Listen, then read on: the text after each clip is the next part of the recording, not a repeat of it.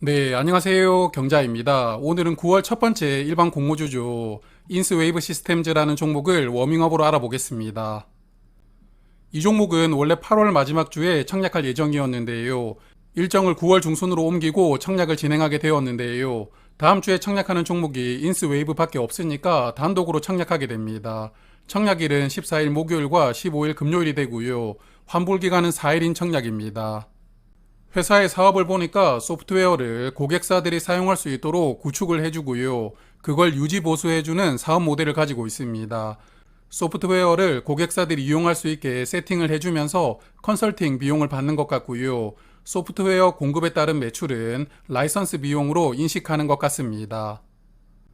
그래서 매출 비중을 보니까 전산 시스템을 구축해주는 컨설팅이 전체 매출의 절반 이상을 차지하고 있고요. 약 30% 정도는 소프트웨어 사용 요금인 라이선스 매출이 나오고 있습니다. 그리고 나머지는 유지 보수를 통해서 매출을 발생시키고 있습니다. 인스웨이브가 보유한 메인 소프트웨어는 웹스퀘어라는 이름의 소프트웨어입니다. 제가 정확하게 이해를 하지는 못했지만 웹사이트를 제작할 때 기본 포맷으로 활용되는 소프트웨어인 것 같은데요. 동일한 웹사이트라도 컴퓨터에서 볼 때와 모바일에서 볼 때는 화면 크기가 다르기 때문에 디바이스에 맞게끔 웹사이트를 변형시켜서 보여주는 게 중요하죠. 그래서 이렇게 웹사이트 제작의 기본 포맷으로 활용하는 소프트웨어를 기반으로 시스템을 구축해주고 라이선스 비용을 받고 있는 것 같습니다. 이런 소프트웨어는 국내에서는 크게 3개 회사가 시장을 과점하고 있는데요.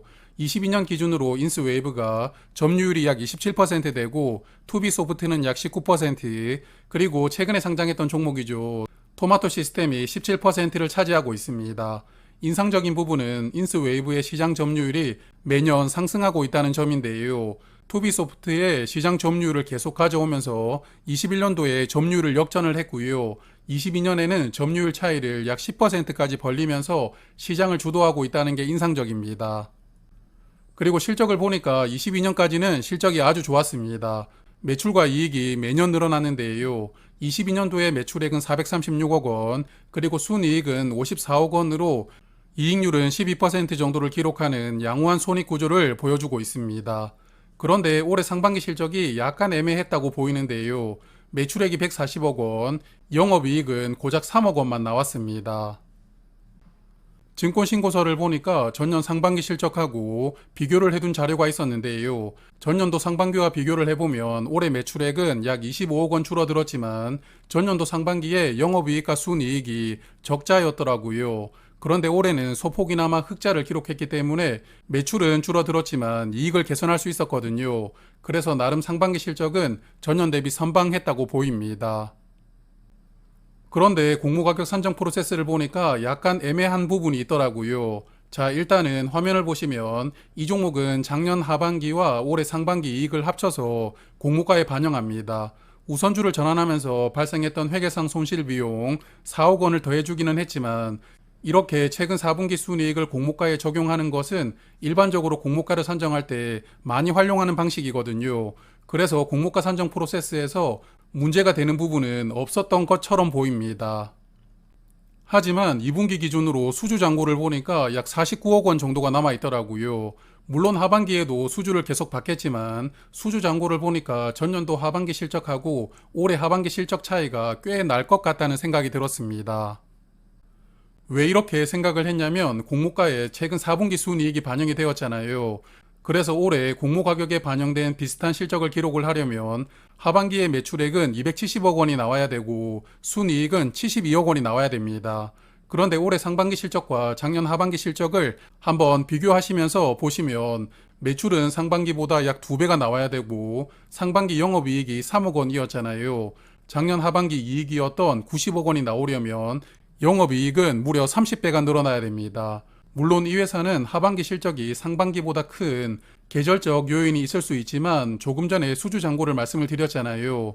6월 기준으로 보면 수주 잔고가 50억 원이 되지 않았거든요. 그래서 하반기에 수주를 정말 많이 하고 수주건들이 바로바로 매출로 잡히지 않는 이상은 올해 하반기는 작년 하반기만큼은 실적이 나오는 게 불가능하다고 예상이 되었습니다. 그런데 공모가에 작년 하반기 실적이 포함이 되었으니까 올해 예상되는 실적이 공모가에 제대로 반영되지 못했다. 즉 공모가는 약간 뻥튀기가 된 것이 아닌가 이런 생각이 들었습니다.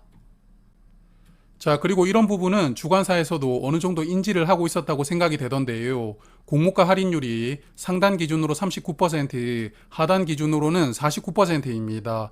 현재 실적을 기반으로 공모가를 산정했는데 이 정도 할인율을 적용했다는 것은 결국 주관사가 과거 실적으로 발생했던 오버밸류를 할인율로 어느 정도는 상쇄시키려고 했던 것 같은데요.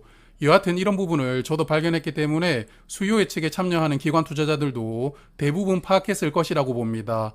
최근에 상장했던 넥스틸이 떠오르기도 했는데요. 그런데 잠시 후에 말씀을 드리겠지만 상장일 유통 물량이 또 좋습니다. 그래서 기관 투자자들은 어떤 선택을 했을지 예상을 해보기가 어렵고요. 여하튼 수요 예측 결과를 보면서 저도 다시 한 번 더 고민을 해봐야 될 것 같습니다. 자, 그러면 청약 정보 체크하겠습니다. 총 모집하는 수량이 110만 주이고요. 일반 투자자에게 27만 5천 주가 배정됩니다. 그리고 우리사주 조합에는 따로 배정을 하지는 않았습니다. 주관사는 신영증권이고요. 일반 고객은 9천 주까지 청약을 할 수가 있습니다. 그리고 최소 청약 수량이 50주이던데 못된 친구가 못된 것만 빨리 배웠다 이런 생각이 듭니다. 그래도 청약 수수료는 다른 증권사와 비슷하게 2,000원을 받고 있습니다. 그리고 이 종목 최대 주주의 구주 매출이 있는데요. 최대 주주가 본인 지분의 20만 주를 구주 매출로 매각합니다. 총 모집 수량 중에 비중은 18.2%인데요. 최대 주주의 구주 매출은 늘 아쉽지만 그래도 비중이 크지는 않거든요. 그래서 수요 예측에 영향을 크게 주지는 않을 것 같습니다. 그리고 유통 물량은 앞서 한번 말씀을 드렸지만 좋습니다. 상장일에는 112만 주가 유통되는데 전체 주식의 22.9%가 유통되는 비중이거든요. 그래서 의무 확약이 조금 걸려준다면 유통 물량은 20% 미만으로 내려갈 수 있다고 보입니다. 그리고 상장일에 매도할 수 있는 기존 주주가 거의 없는 상황인데요. 약 2만 4천 주로 전체 물량의 0.5%밖에 되질 않습니다. 기존 주주의 명단을 보니까 개인 주주 한 분이 주식을 24,060주 보유하고 있습니다. 나머지 투자자들은 보호예수로 주식을 묶었으니까요. 상장일에는 공모주주 물량만 유통될 수 있는 조건이거든요. 그래서 유통 물량이 이 종목의 최대 장점이라고 생각이 됩니다. 그리고 이 종목 관련해서 뉴스를 검색해 보니까 기존 주주의 취득한 가격을 파악할 수 있었는데요. 재무적 투자자들 21년도에 이 종목에 투자를 했고 당시에 투자했던 취득 가격이 9,074원이라고 합니다. 상단 공모가는 24,000원이기 때문에 상단 공모가 대비 약 3분의 1 가격으로 주식을 취득하는 것인데요. 여하튼 이 물량은 상장일에 나오지는 않으니까 청약하실 때 고려하지 않으셔도 괜찮을 것 같습니다. 그래도 혹시 이 종목을 장기간 보유하실 분들은 기존 주주의 평단가가 9,000원 정도다 라는 것을 염두를 해두시는 게 좋을 것 같습니다. 요즘에 수요 예측은 5일간 진행이 됩니다. 그래서 이 종목도 수요 예측은 내일부터 시작을 하고요. 결과는 청약하기 전날인 다음 주 13일에 나올 예정입니다. 그럼 결과 나오면 다시 정리를 해서 말씀을 드리도록 하고요. 아무쪼록 9월 첫 번째 종목이니까 좋은 결과가 나왔으면 좋겠습니다. 고맙습니다.